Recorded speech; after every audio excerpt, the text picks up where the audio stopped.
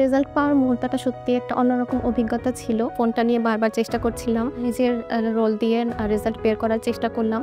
তখন হাতটা প্রচণ্ড কাঁপছিল। রোলটা ঠিকমতো লিখতে পারছিলাম না। যাই হোক লিখলাম। লেখার পর হঠাৎ করে রেজাল্টটা চলে আসলো। দেখলাম মেরিট পজিশন 5। আমি দেখে ভেবেছি যে ওটা আমার রেজাল্ট না, হয়তো অন্য কারোর, আমি ভুল রোলটা লিখেছি। প্রথমে আমি কথা বলতে পারছিলাম না। আমার এমন একটা অবস্থা হয়ে গিয়েছিল যে আবেগপ্রবণ হয়ে পড়েছিলাম খুবই। তারপর আমার ফ্যামিলি, আমার মা-বাবাকে সব জানালাম রেজাল্টটা। তারাও খুবই আবেগপ্রবণ হয়ে পড়েছিলেন। মূলত কান্না চলে এসেছিল, যেটা আনন্দের কান্না ছিল মূলত।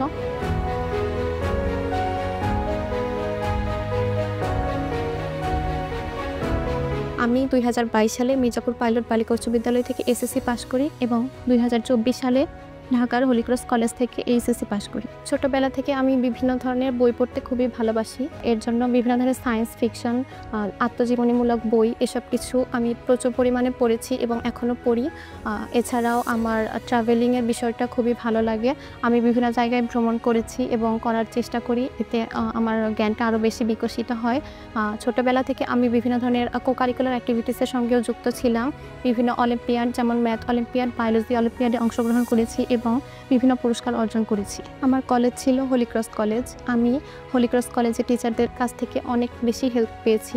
আমাদের টিচাররা আমাদের প্রতি খুবই ডেডিকেটেড ছিলেন। নিজের ইচ্ছা ছিল, পাশাপাশি আমার মা-বাবার অনেক বেশি ইচ্ছা ছিল যে আমি ডাক্তার হই। এজন্য মূলত ডাক্তার এই পেশাটা বেছে নেওয়া। আমার একটি ছোট বোন আছে, ও ক্লাস 2 এ পড়ে। ও সবসময় আমাকে উৎসাহ দিত যে আমাকে মেডিকেলে চান্স পেতেই হবে। তো আমার এই মোটিভেশনের ক্ষেত্রে ও একটা অন্যতম কারণ ছিল। আমার পড়াশোনার ক্ষেত্রে আমার মা-বাবা অনেক বেশি সাপোর্টিভ ছিলেন। ছোটবেলা থেকে যে কোনো প্রয়োজন, যে কোনো ক্ষেত্রে মুখ ফুটে বলার আগেই সেটা আমি পেয়েছি তাদের কাছ থেকে। তাছাড়া পড়াশোনার ক্ষেত্রে কখনো তারা আমাকে প্রেশারাইজ করেননি যে আমাকে ভালো করতেই হবে। তারা সবসময় আমাকে এই স্বাধীনতাটা দিয়েছেন যে আমি যা ইচ্ছা আমার নিজের পছন্দ মতো যে কোনো ক্ষেত্রে পড়াশোনা করতে পারবো। তো এই জিনিসটা আমার ক্ষেত্রে অনেক বেশি হেল্পফুল ছিল। পাশাপাশি কোনোদিন কোনো সাবজেক্টে বা কোনো এক্সামে খারাপ মার্কস পেলে বা একটু কম মার্কস পেলে কখনোই তারা আমাকে তার জন্য শাসন বা কোনোভাবে তারা বকাবকি করেননি, বরং তারা সবসময় উৎসাহ জুগিয়েছেন যে তুমি পারবে, তুমি এভাবে পড়ে যাও, অবশ্যই তুমি ভালো করবে। মেয়েকে নিয়ে আমার আসলে স্বপ্ন অনেক বড়।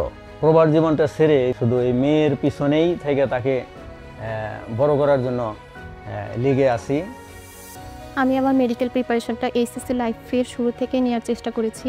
তখন আমি এইচএসসি লাইফে যে চ্যাপ্টারগুলো পড়তাম, চেষ্টা করতাম মেডিকেলের যে কোশ্চেন ব্যাংকটা আছে সেখান থেকে কোশ্চেনগুলো দেখে নেওয়ার বা বুঝে নেওয়ার, কোথা থেকে কোশ্চেনগুলো আসছে সেটা যাতে বুঝে নিতে পারি এবং সেই অনুযায়ী আমার প্রিপারেশনটা এগিয়ে নিয়ে যেতে পারি। রেটিনা ডাইজেস্টের ক্ষেত্রে প্রত্যেকটা রাইটারের বই থেকে ইম্পর্টেন্ট টপিকগুলো খুব সুন্দরভাবে গুছিয়ে দেওয়া ছিল।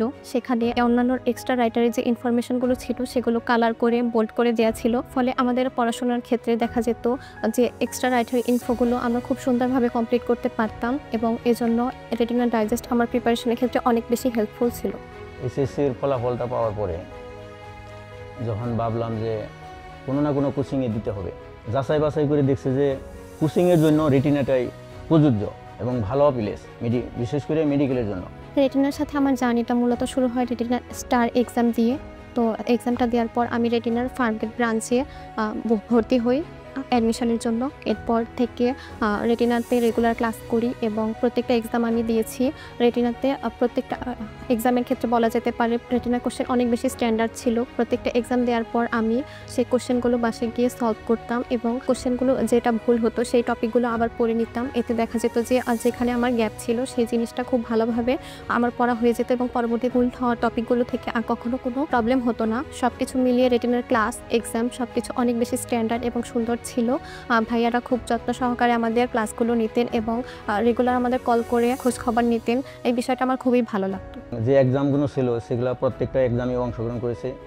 কোনোটা অনলাইনে ছিল, অনলাইনে অবশ্য বাদ দেয় নাই, প্রত্যেকটা সে অংশগ্রহণ করেছে এবং অংশগ্রহণ করার পরে যে রেজাল্টটা আসতো আমার কাছে প্রত্যেকটা ফলাফলের জন্য আমি অপেক্ষা করতাম মেসেজ আসার জন্য। আমি দেখতাম যে আমার মেয়ে কোন জায়গায় আছে এবং ফলাফলটা কেমন।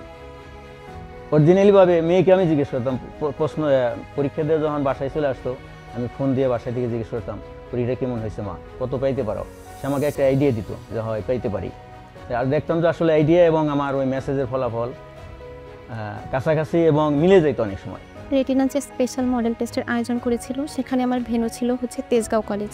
তো এত বড় একটা ভেন্যুতে এক্সাম দেওয়া, হঠাৎ করে সিট খুঁজে বের করা, সব কিছু মিলে আমি একটু নার্ভাস হয়ে গিয়েছিলাম। পাশাপাশি আমার একটু টাইম ম্যানেজমেন্টের প্রবলেম হয়েছিল। পরবর্তীতে এই সমস্যাগুলো খুঁজে বের করে আমি সেখান থেকে শিক্ষা নিয়ে পরবর্তীতে এই প্রবলেমগুলো সলভ করার চেষ্টা করি এবং ইমপ্রুভ করার চেষ্টা করি। এর ফলে মেইন এক্সাম হলে গিয়ে আমার নার্ভাসনেস বা টাইম ম্যানেজমেন্ট নিয়ে আর কোনো প্রবলেম হয়নি। প্রথমে নিজের লক্ষ্যটা স্থির করতে হবে এবং নিজের প্রতি আত্মবিশ্বাস রাখতে হবে যে আমি পারবো। এটা ভাবতে হবে যে আমার প্রতি আমার ফ্যামিলির এক্সপেকটেশন এবং আমার টিচারদের যে এক্সপেকটেশন আছে সেটা আমাকে অবশ্যই পূরণ করতে হবে। এই আত্মবিশ্বাস নিয়ে আগালে অবশ্যই একজন স্টুডেন্টের পক্ষে ভালো করা সম্ভব। একাডেমিক লাইফ থেকে একজন স্টুডেন্টকে অবশ্যই বেসিক ক্লিয়ার করে পড়াশোনা করতে হবে, পাশাপাশি প্রচুর পরিমাণে প্র্যাকটিস করতে হবে। যদি সম্ভব হয় ফুল সিলেবাসটা আগে থেকে একটু এগিয়ে রাখা যেতে পারে। পাশাপাশি ইংলিশ যে গ্রামাটিক্যাল বিষয়গুলো থাকে সেগুলো যদি আগে বেসিক ক্লিয়ার করা থাকে তাহলে একজন স্টুডেন্টের পক্ষে অ্যাডমিশন টাইমে গিয়ে অনেকটা ইজি হয়। আমার ইচ্ছা আছে একজন কার্ডিওলজিস্ট হওয়ার। বর্তমানে আমাদের দেশে হৃদরোগীর সংখ্যা এতই বেড়ে চলেছে যে আমার মনে হয় এই সেক্টরটা নিয়ে আমাদের কাজ করা উচিত। এজন্য আমার ইচ্ছা একজন কার্ডিওলজিস্ট হয়ে দেশ এবং জাতির জন্য কিছু করা।